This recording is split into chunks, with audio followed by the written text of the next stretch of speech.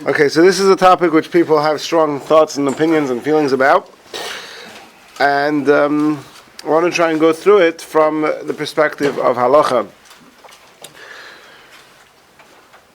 So I think the most recent episode in this topic, which is, at least in my memory, is what's known as the Gilad Shalit deal. Gilad Shalit was captured, I believe, in 2005 or 2006, something like that. Or that? No. Whatever is that when he was captured? I think so. And in the end, he was released in a deal which freed many hundreds, I think over 1,000 terrorists, including very high-ranking terrorists, if that's the correct phrase. And actually, one of the terrorists who was freed is somebody by the name of Sunwar or something like that. I wrote it down here, who has now been involved in this current attack. Sinwar is his last name. So, what? 2006, and he was released in 2001. Okay, so you were very good. Now, the truth is that this is not the first time. Gilad Shalit was not the first one. And in the beginning of Israel's history, they were absolutely adamant that they don't do such things and they don't negotiate terrorists whatsoever. The first time that Israel ever did such a thing was in 1979. And there's been a number of cases since then. But let's wind up back. Unless anybody else wants, I mean, obviously it's in the news now. People are talking about it, and obviously the families of the one and son of the, I think it's over 200 hostages. Many of them actually are not even Jewish. I think they're saying there's about 50 Thai workers over there. So there's obviously the feelings and the thoughts and the publicity that the families of those hostages are generating, and the enemy is at least some reports that I've seen. They're saying that they would be willing to release all of them, with the release of some exorbitant number of Hamas operatives who are in Israeli jails. Which, by the way, to me, really touches on the topic, which is not really the subject of today's class at all, but it really makes one wonder, why are there so many Hamas operatives in Israeli jails? Why don't they have a death penalty for terrorists like that? I mean, Israel does have a death penalty for Nazis, and that's, I believe, I mean, again, I'm not an expert on Israeli law, on any law, but I believe that was the story with Eichmann, where they put him to death under that, that clause. How does that help us now, right? Well, how does that help us now? How many more Nazis are there? Right? Right. So, but I'm saying, but if we got to recalibrate. Well, do we have to recalibrate, or we just have to redefine what the word Nazi is? And if Hamas fit that definition, so then you've already got it in place. A German soldier or police force from the 1930s. Right. No, but the point is that So in other words, my point is why. Now there's a question of, should we go to the negotiating table and bargain with this or not? But the question is, why do we even have those trips? Why do we have jails for? And this Sinwar, by the way, who was released with the Gilad Shalit deal and was now involved in this current attack, he, in addition to being in Israeli jail for 25 years, during which he was explicitly stating that he has no intention of change, that he's looking forward to opportunities to continue to hurt Jews. He had a life-saving brain surgery while he was. I mean, this is on his Wikipedia page. This is not while he was. Right. So. No, there wasn't the COVID vaccine. So it was before that. So you've got to wonder what these are really some fundamental questions, which it's easy for us to sit here and speculate about. But anyway, let's get back to the real topic of today's class, which is the Indian opinion Shvuim. So we'll start off quoting a Gemara in Bava Basra, Daf Chesam and Beis. Amalei Rava le Rabbi Bar Mari. Rava says to Rabbi Bar Mari, Minoha Milsa Amar Rabbanon what is the source for this statement that the rabbi said? The Pidyon Shvuim Mitzvah Rabbi, that Pidyon Shvuim, releasing, redeeming captives, is a tremendous mitzvah. Amalei Dichsiv. So he says like this. The pasuk says it's in part of the prophecy of Yirmiyahu, of Yirmiyah. I believe this is in Yirmiyah chapter 29. When they say to you, when or where shall we escape? And you should say to them, Hashem, this is the word of Hashem. The one who will die, the one who will be killed by sword, will be killed by sword. The one who is to starve by hunger. The one to be taken captive, to taken captive. So basically there's going to be all these different types of suffering. Rabbi Yochanan says that the pasuk is going incrementally in from worse to worse, right? So the least of all the sufferings is just death. Then being killed is even more severe than that, and starving to death is even more severe than that. And the most severe is the last one in the pasuk, which is being taken captive. And then the Gemara goes through explaining why each one is worse than the one preceding it. And the Gemara concludes by saying that Shevi is Kashem Mekulam, being taken captive is the worst. The Kulu is no bay because it includes all of them. In other words, as the Mefarshim explained, that when somebody is captive, so first of all he's taken captive, and also he could die or be killed or be starved, or any of those things are all in the control of those who have taken him hostage, how they could treat him. So this Gemara is reflected in the Gemara. In halacha, I'll read to you the Rambam in the laws of Matnas Anim, chapter 8, halacha Yud. Pidyon Shvuim Kodim Lefarnasas Anim Alachasoisim, redeeming captives, takes precedence over giving money or food or clothing to poor people. Ve'ein mitzvah rabba k'pidyon Shvuim, there's no greater mitzvah than Pidyon Shvuim. Sha'ashavui, because somebody who is captive is a hostage, he is hungry, and he is thirsty, and he doesn't have clothing, and he is in life-threatening situation, right? So that's the Rambam's paraphrase of this Gemara. So anybody who ignores the imperative of being able to redeem the captives, he violates. And the Rambam goes on to enumerate numerous things which are violated by somebody who neglects to engage in Pidyon Shvuim. The Rambam lists a whole bunch of psukim here, like Sikpates Yadcha, Loisamin Adam Reyecha, Loidan Befarech Leinecha, Pasayech Tiftach, V'chechicha Imach, V'achtel Lech Kemoicha, Hatel Kuchim Amaves, V'harbi Dvarim Keilu, and many more such verses. Ve'elocha Mitzvah Rabba K'Pidyon Shvuim, there's no greater mitzvah than Pidyon Shvuim. So, Pidyon Shvuim is a great mitzvah. This is something I believe which we all grew up with stories from centuries bygone in Europe, where you had various Rabbanim and Tzaddikim and Yidden in general who would really devote their life to redeeming the innkeeper who was thrown into the dungeon by the pirates. Yeah, we all heard 100 stories like that. And in more recent times, just wondering, is that all the same Gemara, or are you reading two different? I read the Gemara and the Rambam. So, okay. And is the Rambam addressing that Gemara? He's clearly paraphrasing that Gemara. So what's the problem? No, I'm just thinking, so basically the structure is this, it's the worst kind of suffering, and therefore it's the biggest mitzvah. Exactly. Right? Okay, that's right. And obviously in the current situation, I don't think the Gemara could even imagine the type of suffering that's going that these terrorists in contemporary times.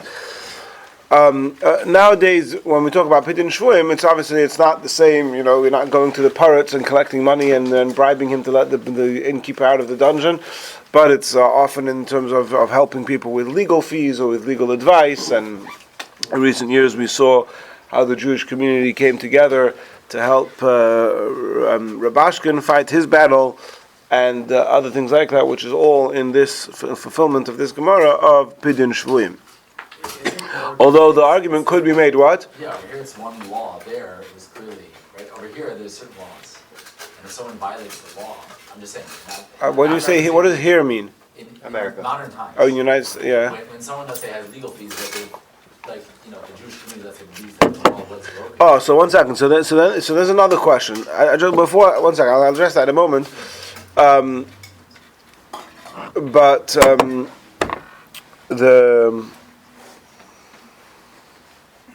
Another difference one could say is that nowadays, to what extent is there actually a danger of starvation and danger to life in a jail in the United States? I'm not saying there's no danger, but it's certainly not the typical, when we talk about somebody taken captive that the Gemara is talking about. The cases that the Gemara is talking about is usually talking about, a pirate who kidnapped somebody to make money by selling them on the slave market. It wasn't legal activity, and it wasn't it was all about taking ransom and making money off of it. That was the enterprise. So you could make that difference and say that strictly speaking, what the Gemara is talking here about Pidyon Shvuim doesn't apply to those types of contemporary situations. And Akiva is talking about, well, what if somebody actually violated the law without getting into specific cases? Let's say we know for sure that the person violated the law. So then, okay, you did this to yourself. Is it our responsibility as a community to help you out? And the assumption there is that the kind of Pidyon Shvuim that we're responsible for is when they're targeting somebody for let's say, for being Jewish, something outside of just like a legal system that applies across the board. Right. Well, I mean, which is any time a Jew is. I know this is not the place for this, but that's specifically why I mentioned the Rabashkin case, because I believe that was the case over there. I believe that he was being targeted because he was Jewish and engaged in. Yeah. Anyway, but that's really not the topic for this class. Sorry. Well, by the Perotzim, they owed a bunch of money that they didn't pay. By a parrot, back in Russia, they owed money. Yeah, and Hanami. Punishment was anyway, but so there's a few things. Again, owing money a legitimate reason to be put into jail? That's first of all. It's not something of a choice the person made not to pay the pirates. He didn't have the money, and also, and this is a fundamental point. These people in the dungeons of the pirates. Again, I'm not an expert on the history of medieval Europe, but or not medieval. This is more recent than that. But whatever the case is, yeah. You're talking about being in a situation which is clearly life-threatening, both begashmius and beruchnis. We're going to see about that more soon, about the spiritual well-being of a person. But just to address Akiva's question, there's a discussion elsewhere in the Gemara. I don't have an exact source right now about. I'm sorry. It's a Gemara in Gittin Daf Mem Daled. In Gittin Daf Mem Daled. The Gemara talks about whether if somebody sells himself and his family to idolaters as servants or slaves, do we have an obligation to redeem them? I didn't look up the Gemara in preparation for this class, so I have to second guess this. I could be wrong, but if I recall correctly, the halacha is that you do not have to redeem him, but you do have to redeem his children.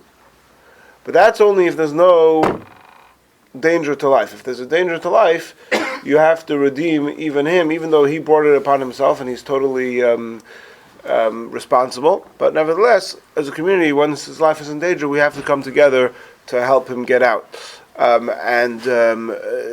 This is actually quote I saw Bavadi Yosef quotes a tshuva about there was somebody who was basically a Jewish kid or man who was engaged in some inappropriate behavior with a non-Jewish girl, and the non-Jewish authorities wanted to put him to death.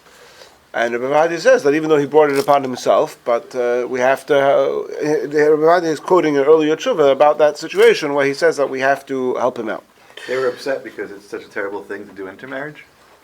Whatever, probably it was against the law for a Jew to the Jews were considered inferior, whatever the case is. Anyway. All right. So anyway, so the question is, how does that Gemara Memdalad apply to somebody who's willfully engaged in illegal activity, and they're now in jail? Do we as a community have a responsibility to help them? And in some cases, you could ask, do we even as a community want them? Again, it's hard to imagine. In other words, I believe that al pi Torah, there's no such concept as jail unless the person is a menace to society. So if he's dangerous, a pedophile, somebody who's actually harming people, but somebody who's done, gambling or all these other stealing money, tax evasions, all these things, as terrible as they are, the Torah approach is not to punish them by jail. So anyway, I'm sorry, what? Isn't there an example where maybe it was a Tana that handed over some to authorities? He was in charge of maybe them collecting, and he gave over the Eden to. I don't remember. He was breaking something about someone breaking law, and he handed them over. I don't remember. Okay. Anyway, so we've established that Pidyon Shvuim is a very great mitzvah, and of course we could debate about certain specific types of cases, whether and to what extent it applies. However, there's a major exception to this rule. And that is the Mishnah in Gittin Daf Mem Aleph, Ein Pidyon as a Shvuim Yesal Demen. You're not allowed to redeem captives for more than their value. What is it? What is that? How do we determine their value? We'll get to that. Why? Says the Mishnah, because in other words, it's for the better good of society and at large. We're going to, even though this person will suffer because we're not allowed to redeem him, and he's going to remain in captivity because they're not willing to release him for the right price. But nevertheless, society as a whole is going to be better off if we do not redeem people for more than their value. What is exactly the concern? So the Gemara says two suggestions. Ibailu is the reason for particular item that we're not allowed to redeem them for more than their value, mishum duchke de because it's going to impoverish the community. Oidilma mishum de because if you show those taken captives that they can get exorbitant amounts of money sorry, for their captives, for the Jewish captives, so then that's going to entice them to do more so. Perhaps you could a little bit more touch up that if they're going to learn that the Jewish community are going to pay much more for their captives, so then the next time the pirates are going, again, we're not talking here about anti-Semites specifically, we're talking about just pirates, yeah? But if you teach them that Jews are going to pay exorbitant amount of money for theirs, so then you're going to entice them to look specifically for Jewish victims.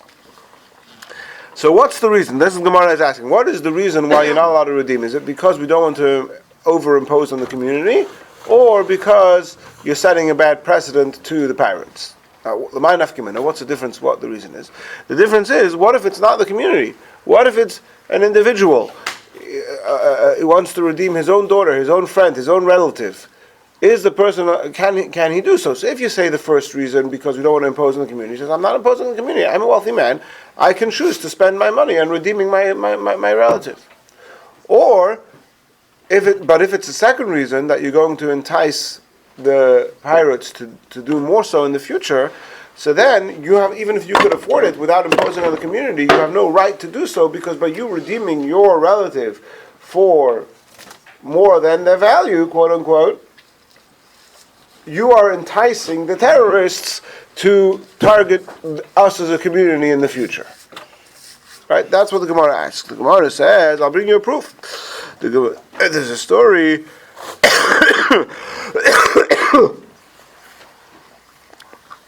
Toshama, the Levi ben Darga Parka Lebrati Betleis Alfadin Izov, that there was an individual by the name of Levi bar Darga, and he redeemed his daughter for the exorbitant sum of 13,000 golden dinars. So we see clearly that, and so what was Levi bar Darga's heter to do this? It must be that the reason is not because we want to, we're scared about enticing them to do so in the future. It's because we don't want to impose on the community. So Levi bar Darga himself had access to the money, so he wasn't imposing on the community, so he was allowed to do it. Says the Gemara, no.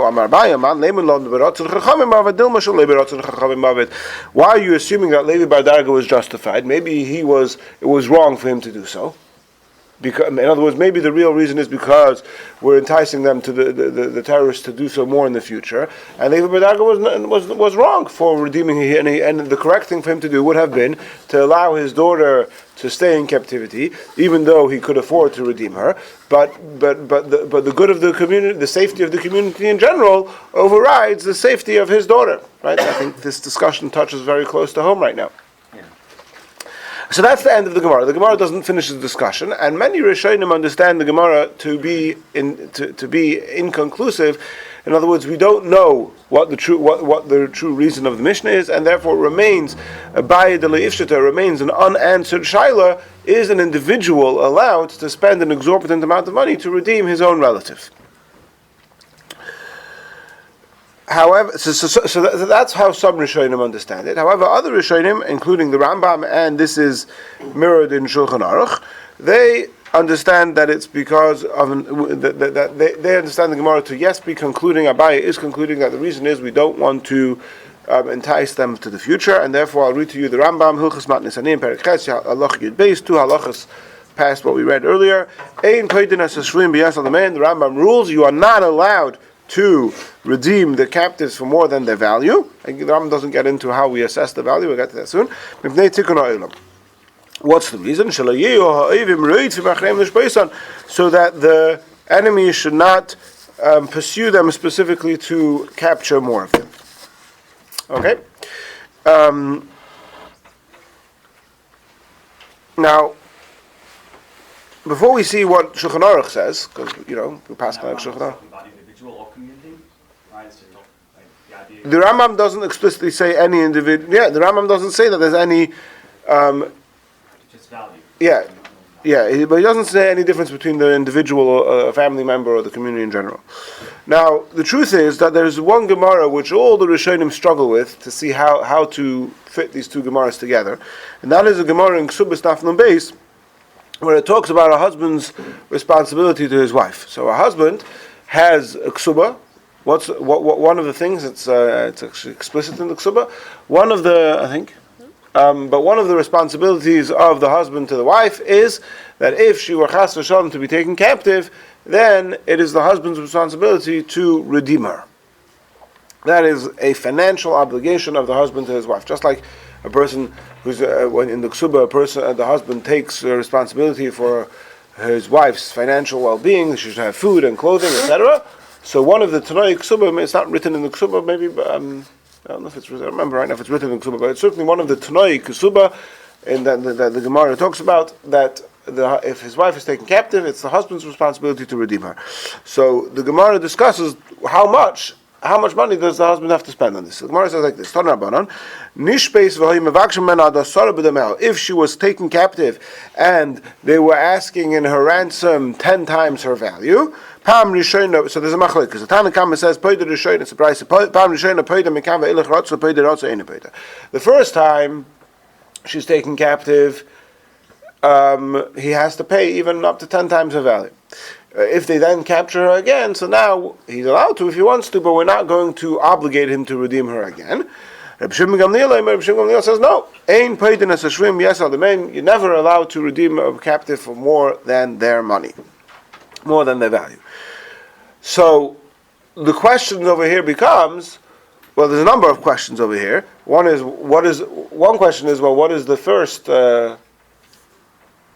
What the Tanakhama says, you're allowed to redeem 10 times more than their value, but what about this Mishnah, the Mishnah in Gittin that said you're not allowed to?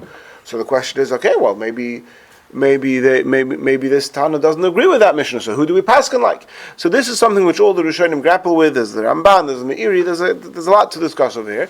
But just one point that I'll take out from here is that one of the ways to understand this, I think this is what Yossi was referring to, is that we have an unspelled out assumption here that this is all about redeeming somebody else, a community member, a family member, but you're allowed to redeem yourself. If a person himself is taken captive and he himself has the money to redeem himself, we're never going to say you're not allowed to redeem yourself even if you have the money in the bank because of the concern, the ripple effect that will have on the safety of the community in general. And based on that, if we accept that premise, then the question, the subject matter of this Gemara right here is, what about your wife? Is your wife ishtik gufa? Is your wife like yourself? And therefore, just like you're allowed to spend any amount of money to redeem yourself, you would be allowed to spend any amount of money to redeem your wife, or not? That's one possible explanation of this Gemara. There's many other explanations as well. The reason I'm pointing out this specific explanation of that Gemara is because it seems to me that is the explanation that the Shulchan Aruch adopts.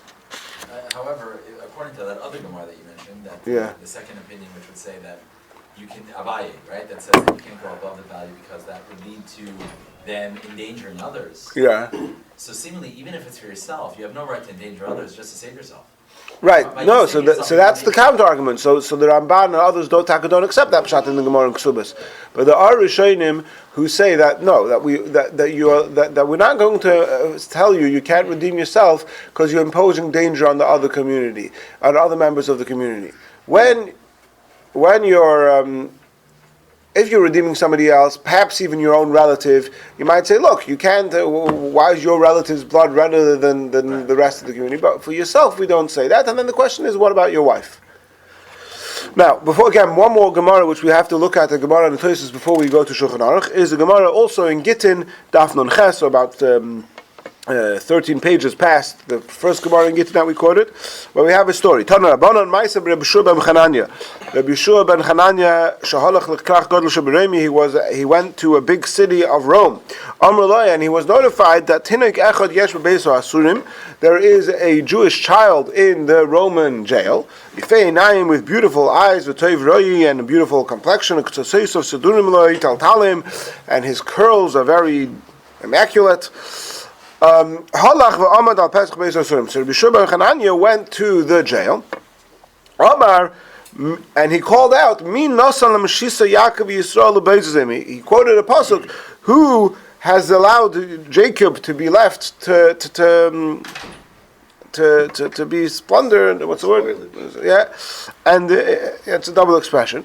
So that child called back from the jail. The continuation of that pasuk: Haloi Hashem zuchatonu lo, it's Hashem to whom we have sinned. V'loi avu b'drachav haloich, and we didn't want to go in his ways. V'losham b'terasi, did not listen to his Torah. So Rabbi Shimon Chananya was very impressed with this child's knowledge. Omar, and he said, "Muftuchani boy, I'm certain Rabbi Yisrael that this child will become a rabbi, a ruler in Israel. Ha'avoda, which is like an expression used to take an oath. I'm taking an oath. She'eni zos mikan. I won't move from here until I redeem him b'chol mamin sheva'olam, with all the money in the world."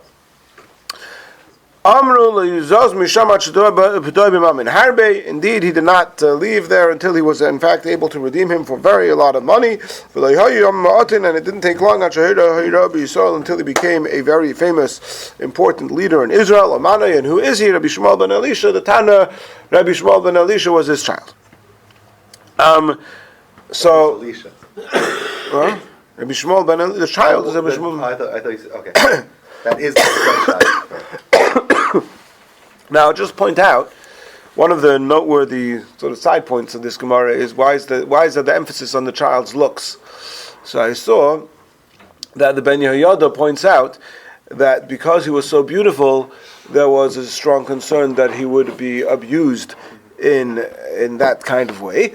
And perhaps that also adds to the justification of, because the glaring question with this whole story is how could Rabbi Shmuel ben Chananya overspend more than his value, all the money in the world, when we've learned the halacha that you're not allowed to do that. So one of the suggested explanations is that if the person, if it's, and this would also perhaps answer the Gemara about the wife, which Akiva, the Gemara in Ksubas, it could also be another justification over there, that you could say that if if there's a concern that the person will be forced to participate in aroyos in sexual activity, so then we override the prohibition against redeeming them for more than their value. Which, of course, if we were to accept that, would throw a wrench into the whole, because I think in many cases of captivity would have that concern. So we've sort of laid out as this blanket rule that you're not allowed to spend more money than their value. And now we're going to say that in any case where there's this concern, we are allowed to. It's not any case. Every woman that is... it would be any woman. Any woman. Any woman and perhaps any child. Right, so you can't say that. I mean, then the Gemara, the Rambam... Oh, 1 second. So let's see Tosfos a second. Also, wasn't that a remote location that it mentions, that boy was? Or No, it was in a jail in Rome. In Rome. It was, and there were a lot of Eden, you're saying, that were there. No, maybe there was no threat to other Eden. So why is it important that the child to the second half of the puzzle? If what brought, like the Rabbi there, the Tana there, because of his good looks, Very, very, very good. So let's see Tosfos. Very good. So Tosfos says like this. Tosfos is addressing. He's addressing the question. How do these two things fit? So he says, "Ki ikus hakonis nefashos peidin shvin yesal demen kedamin berak shalech kamechatz v'nam leidikacham kol shken hacha." First thing Tosfos says is that what we see from this story is that this whole thing that the Gemara said, that the Mishnah said that ein peidin shvin yesal demen does not apply in a case where there is sakonis nefashos involved. If the captive's life is in danger, is threatened, so then there's no limitation whatsoever in how much money you're allowed to spend to redeem them. Now, what's pshat in that svara of Tosfos? The pshat is, in other words, we've already established that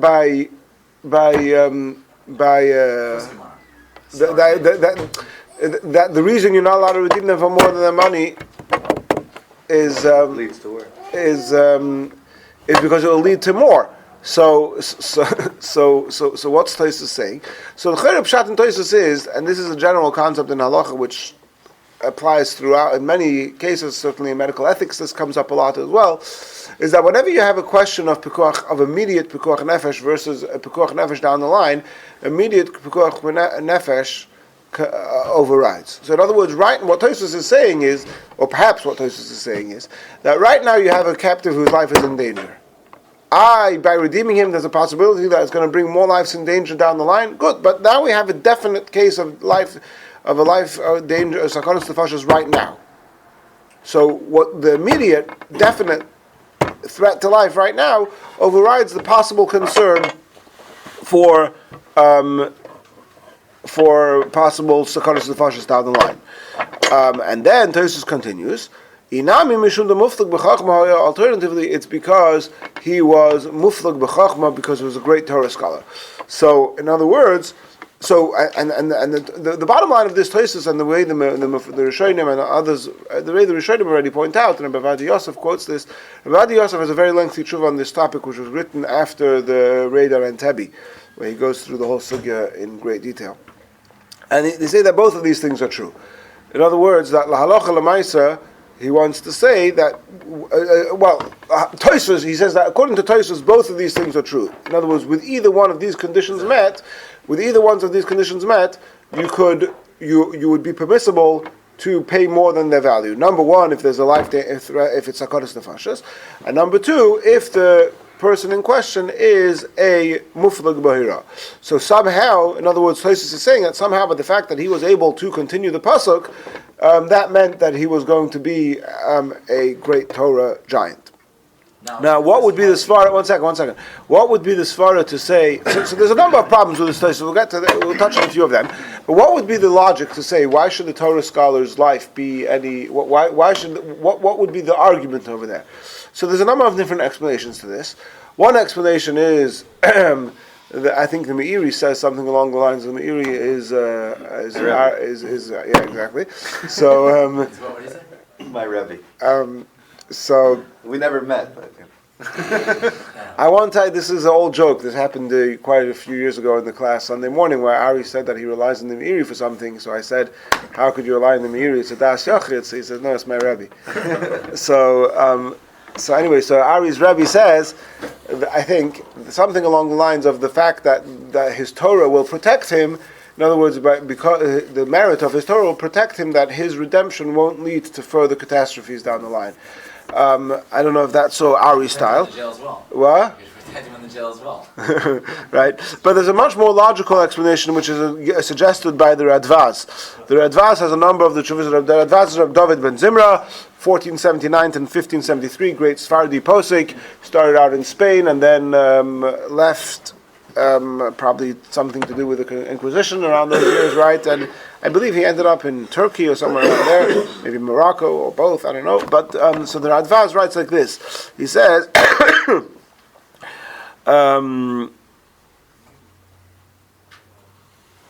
he says, first of all, Torah is priceless. In other words, you could say, okay, every life is priceless, but Torah is priceless. But then he says something a lot more perhaps you could describe as rational in honor of Ari. He says like this: the main reason why we're not allowed to redeem captives for more than their value is because we don't want the pirates to specifically target Jews. Here, because the pirates know that the reason we're paying so much money for them is because he's a Talmud Chacham, so this reason is not relevant. And because it's not always, the pirates don't necessarily have the knowledge and the ability. The pirates are not going to know who's a Talmud Chacham. They could tell who's a Jew, but they can't tell who's a Talmud Chacham. And he says, accordingly, if you do redeem a Talmud Chacham for more than his value, you have to let the pirates know that the reason I'm doing so is because he's a Talmud Chacham. Okay.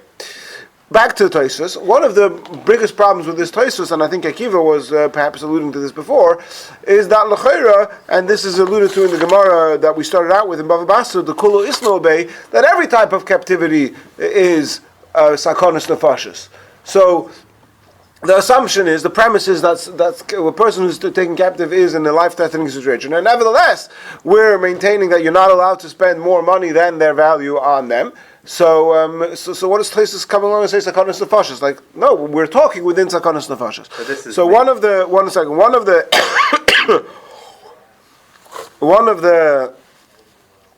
some Rishonim, I think the Meiri also says that, okay, but it depends, there could be different levels of sakonis nefashos, but that remains one of the big difficulties with Tosfos. Yes?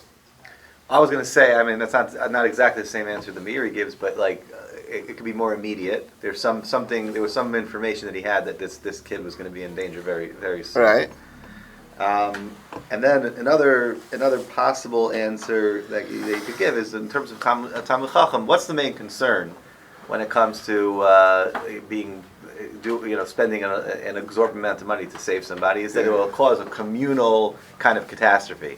Right. But saving a Talmud Chacham has a communal benefit too. Right, because Rabbi so it's almost like maybe the antidote to that.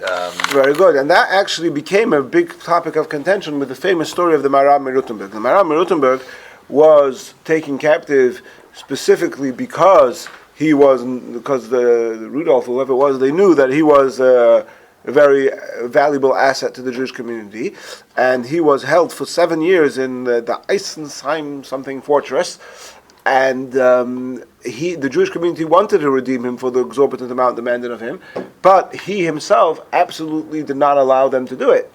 And so it seems like all the poskim who talk about it say that actually al pi halacha he would have been allowed to, specifically because he was such a great Torah, not just giant but also leader. He was the Rav, but for whatever reason he did not allow it because he didn't want to set any precedent. And indeed he suffered there for 7 years. He was allowed visitations from the Jewish community and to interact with them, etc., but he was not allowed to leave, and of course it was tremendous suffering, and he ended up dying there. And not only did he die there, but even his body was not released till many years after his passing, and there was one of the Jewish members of the community who negotiated the release of his body. So absolutely, that's certainly another concern, another consideration, talking about Torah scholars contributing to the community. One more important svara that's mentioned over here is, and this is suggested, I believe, by the Ramban. 1 second.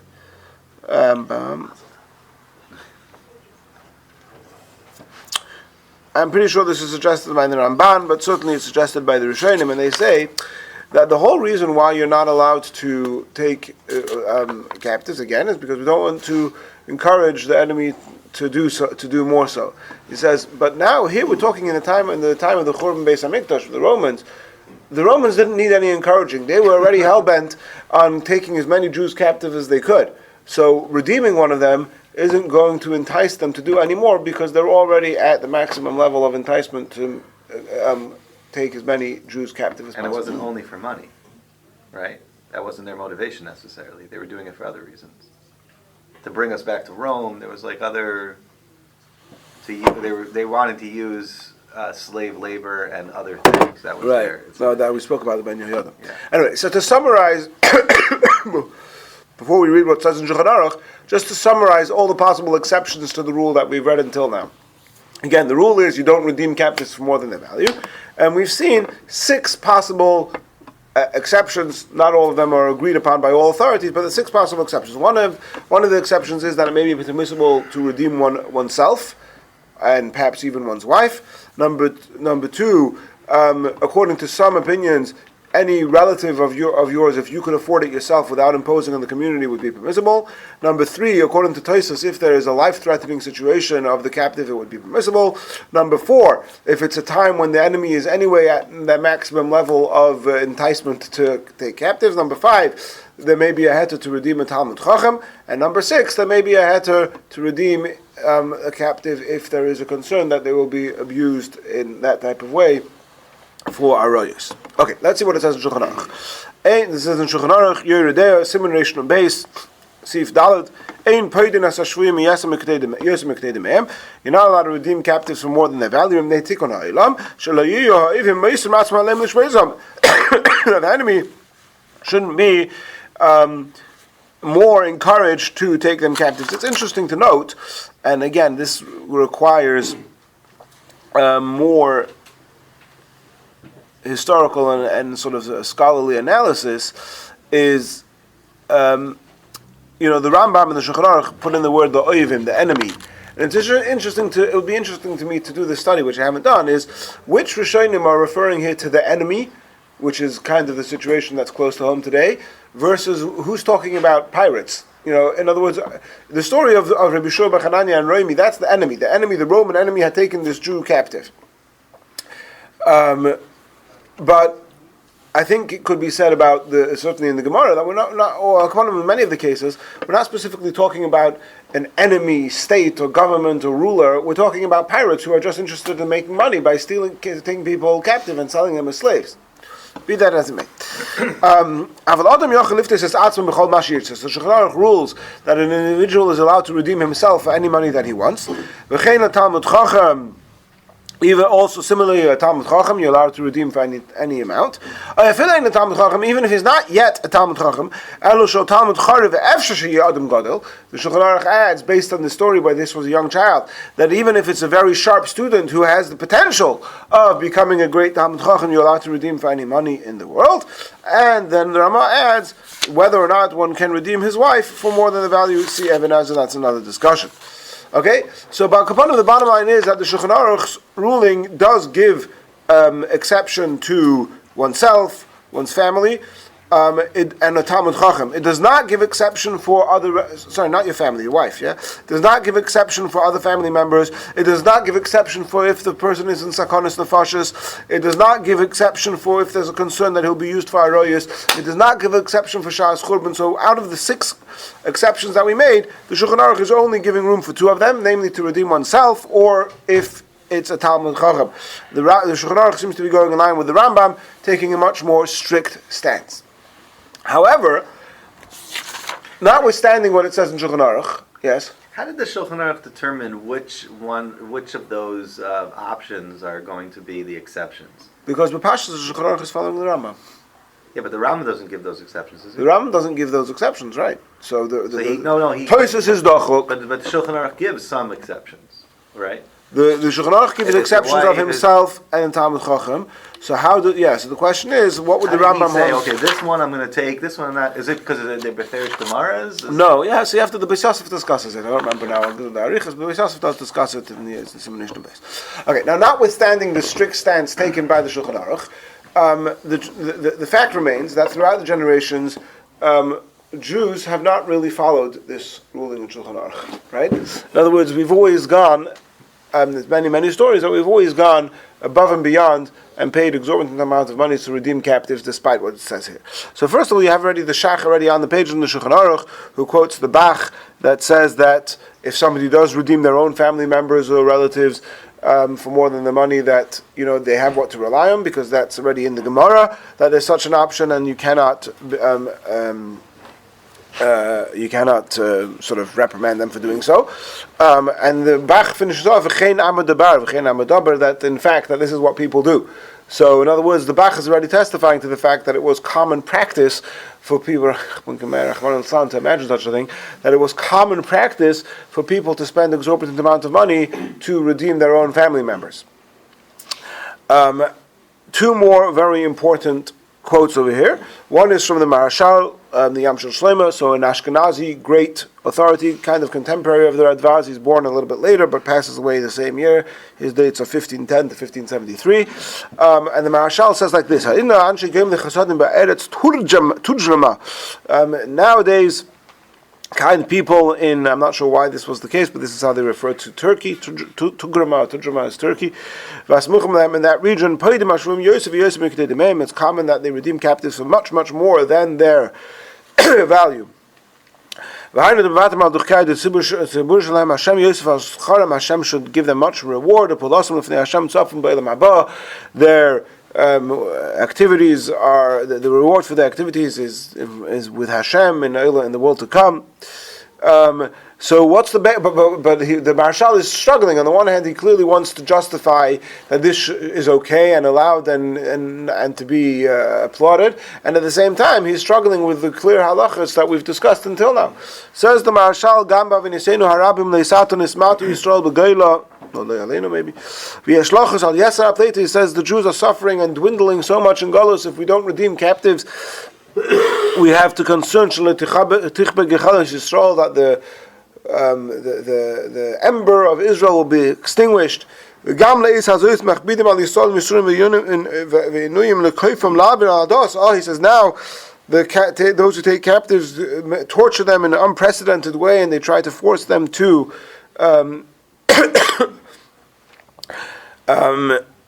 to leave their religion, and to do activity on Shabbos necessarily. And also, it could be they'll be put in danger of being killed. Okay, so basically the Marshal is kind of feeling a little bit stuck and trying to twist his way out of this thing, where on the one hand, he says, maybe now it's more dangerous than it used to be, or more torturing than it used to be. I don't know clearly myself if there's how historically, objectively accurate the Marshal's distinctions are, but he's very clearly trying to put his halachic weight on violating, so to speak, this Sif and Shulchan Aruch, and saying that it's absolutely a good thing to redeem. He's saying it's Eis Lasos. Yeah. He's saying he's saying now it's gotten so bad we might lose everything. Right. That's the point. Okay. Then we have another tshuva from the Radvaz Chelik Aleph Siman Mem, where first of all he starts off by saying, and this is he says the value. What's the value? You're not allowed to redeem captives for more than the value. How much is the value? So he says there could be two possible suggestions of how to determine the value of a person. Either it could be in a society where you have an active slave market, you could determine the value based on the value in the slave market. Or he says, and this becomes a very relevant point in the contemporary question of in Eretz Yisrael, is what is the norm? What is the norm in the world at large to pay for such a situation? So let's say it would be normal for people to pay even double or triple or 10 times whatever the market value in the slave market. Okay, so then that's called demand. But if they're asking 100 times, okay, then that's more than demand. Okay, then the Radvaz himself goes on to say, and we only have a few minutes left, so I'm not going to read the whole Radvaz inside. But the Radvaz himself continues to say that, also along the lines of the Marshal, that in practice, Nisparsim v'Yisrael, that we do redeem captives even for more than their money, and hopefully it fits one of the valid bases to be lenient in this regard. But he finishes with that. Now, so based on this Marshal and the Shach and the Radvaz, the Bimika and the Marshal and the Radvaz, you could say, look, the fact is that we do have precedent that in very pressing times we should redeem captives for more than their value. So, if the state of Israel is given a choice to redeem its captives by releasing terrorists, so it's clearly more than their value, right? but perhaps we shouldn't be allowed to do it. So I want to also point out so one of the things actually that's very interesting, and the Rabbi, soon I'll quote the Sikha where the Rabbi spoke about this, but one of the things the Rabbi said is that there has to be some ratio. In other words, if you look at the history and recent history of hostage prisoner swapping or hostage swapping between countries, so you find precedent, between America and Russia, whatever, well, they released 2 and they released 5. Okay, so it's not equal, but there's it's within the realm of reason. Versus what's been going on in Israel, which the first case that had happened, which was in 1979, where it was one Jewish soldier for 70-something terrorists, including over half. Even the terrorists know that they're not worth as much as a Jew. Right? So he says the exorbitant number, before you get to any other sort of political considerations, or national, not political, national considerations, just the Yosem and the Mayhem, like, if you're saying that it's normal to, in other words, if you say, look, releasing a terrorist is a terrible thing, but that's normal, that's Kedei de Mayhem, because all countries do that, okay, so then you could do it when there's a ratio of 1 to 1, 1 to 2, maybe 1 to 3, but 1 to 70, and what we saw by the Gilad Shalit deal, 1 to over 1,000, that becomes a very clear indicator of Yosem and Kedei de Mayhem. Okay, so what are the other concerns that the poskim talk about in contemporary situations? So first of all, there's the concern with, in other words, we're going to raise here a number of concerns that didn't exist in the situations that the Marshal and the Radvaz were talking about. First of all, in our situation, you're giving money or money or resources to terrorist organizations, which are very clearly stated agenda to hurt the Jewish people and to do more acts of terror. So it's not like for schools and hospitals. Yeah, so it's not like when you're talking even about pirates or whatever, where they're looking to make money. So okay, there's a concern that maybe they'll target you again, so you try and be more careful. Maybe there's other ways around that. But here, that's what they're here to do. They're here to terrorize the Jewish people in Eretz Yisrael. Secondly, here it's not about money; it's about freeing terrorists. So you have again, and this has been very well documented. And in many of the cases that many of the prisoners over the years who Israel have swapped, that they have gone on to commit more terror. And again, in this current situation now, that's also the case. Another point is that the poskim, when I say poskim, I'm talking about contemporary poskim in the last 50 years who have written about this specifically in the context of the question in Eretz Yisrael. They write that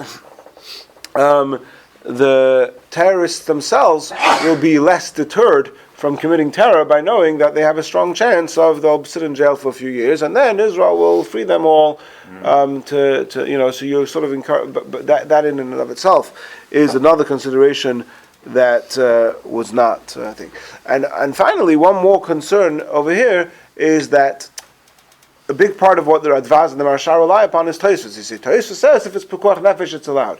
But what's Tosfos talking about? Tosfos is saying it's Pekuach Nefesh, so you spend millions of dollars and you redeem them. Here, what are you doing you're not spending millions of dollars, you're creating more Pekuach Nefesh. So Tosfos is saying, okay, look, there's a fact that there's a concern that possibly down the line in the future they'll target more Jews. So like we said before, there's a definite Pekuach Nefesh right now versus a possible Pekuach Nefesh down the line. But I think it could be a strong argument to say that releasing a terrorist is not just a possible Pekuach Nefesh down the line, it's a definite Pekuach Nefesh down the line. And so that certainly weakens the whole, the basis of relying on Tosfos. However, counterclaim to all of this is two very important points. Number one, so Rav Chaim David HaLevi in Shalosh Teshuvos Aseh L'Chorav, he was one of the Sephardi, I think he was the chief rabbi of Tel Aviv maybe, but one of the prominent Sephardi poskim in Eretz Yisrael in our generation. So he writes, and that if the soldier knows that if a soldier in Sahel knows that if he is taken captive, the Israeli government will do whatever it possibly can to redeem him, that will that will encourage him to actually be Moshe Nefesh more to protect the Jewish people. So you're sort of getting a better quality army by morale kind of thing. Yeah, moral kind of thing. However, one counter argument to that is the other way around as well.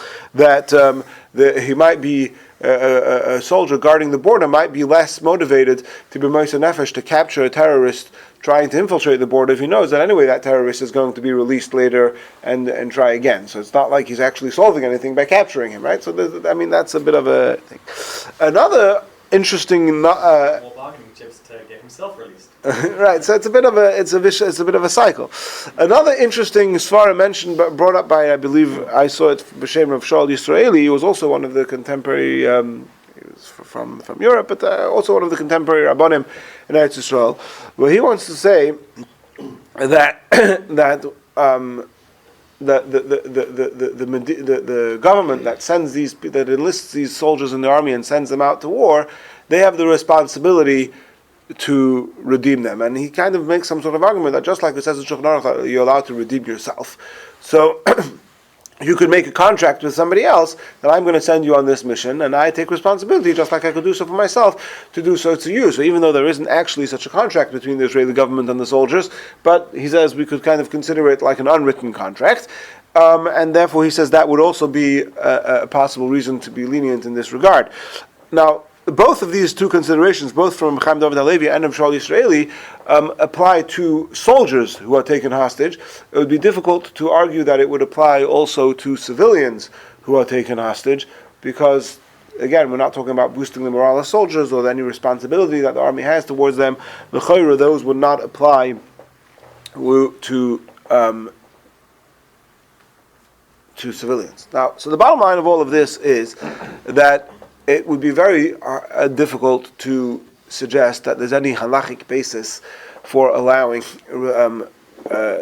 prisoner swapping with hostages taken by the terrorists, and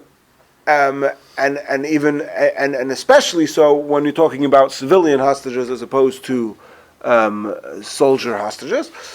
Nonetheless, it's important to point out that it seems that Rabbi Yosef, and it's a very long tshuva, I did not get to read the whole thing, but Rabbi Yosef does seem to sort of push the agenda of Tosfos, that if there's sakonas nefashos, you can, and therefore he wants to, again, I didn't read the whole tshuva, so I can't say decisively exactly what Rabbi Yosef says, but he does want to, he does seem to be somewhat more permissive. Of course, there's another whole topic over here, which is you're negotiating terrorists. It's not like in other cases where you have, America and Russia. You each have, which is common when there's a war, people take prisoners of war, and then after the war you swap things out, right?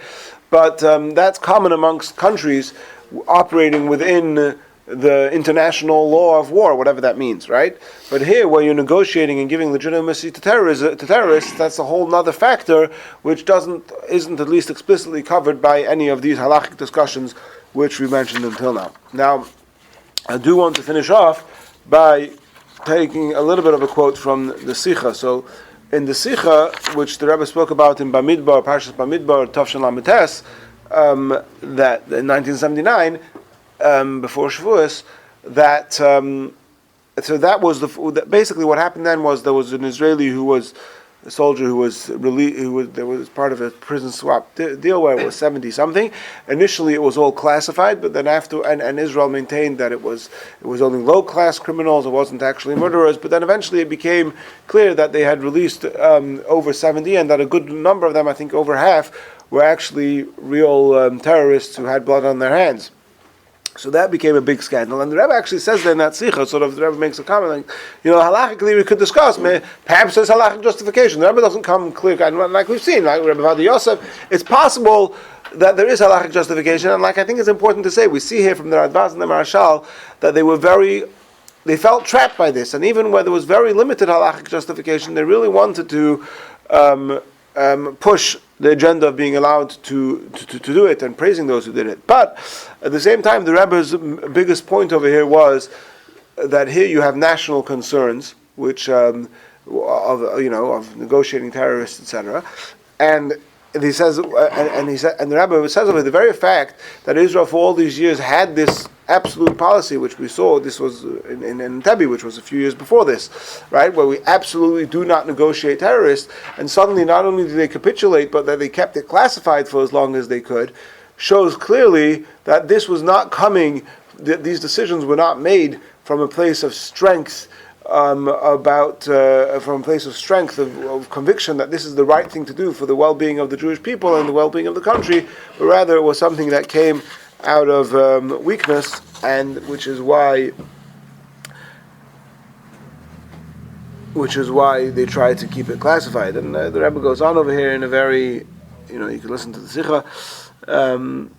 Which negotiations are you referring to? So this was, I forgot the name of the soldier, but it was in 1979 where it became public that they had swapped a Jewish soldier for 70-something terrorists. And the Rebbe was very upset about it, and the Rebbe said, obviously when a person is, and I think I can relate to this myself, even from the Gilad Shalit story, when you hear about that the deal went through, there's like a very bittersweet feeling that on the one hand, this person was released, and that's true, and even, more recently, but on the one hand there's a tremendous simcha that the person was released, on the other hand, at what cost, and and is this cost justified? And even to date, there is a very big movement in Israel to prevent the possibility of future such negotiations. There are family members of victims of terror who want to put all sorts of legal things into the Israeli code about not being able that the president doesn't have the right to pardon certain types of prisoners, whatever it is. Again, the legal things is beyond the scope right now. But this is a strong, big debate in Israeli society till today about what the attitude to this has to be. One thing that a theme that was in the Rebbe's Sichos throughout the years, whenever the Rebbe spoke about Eretz Yisrael, was about the importance and the absolute necessity that Eretz Yisrael be strong and not present itself with inferiority complexes, which then become confirmed by those to whom they feel inferior. And I think that's a theme in this sikha and in many other sikhas of these type of things, that it's like, what's the message that you're sending the world and the terrorists when you release 1,000+ terrorists for a single soldier? Hashem should protect and return all the captives.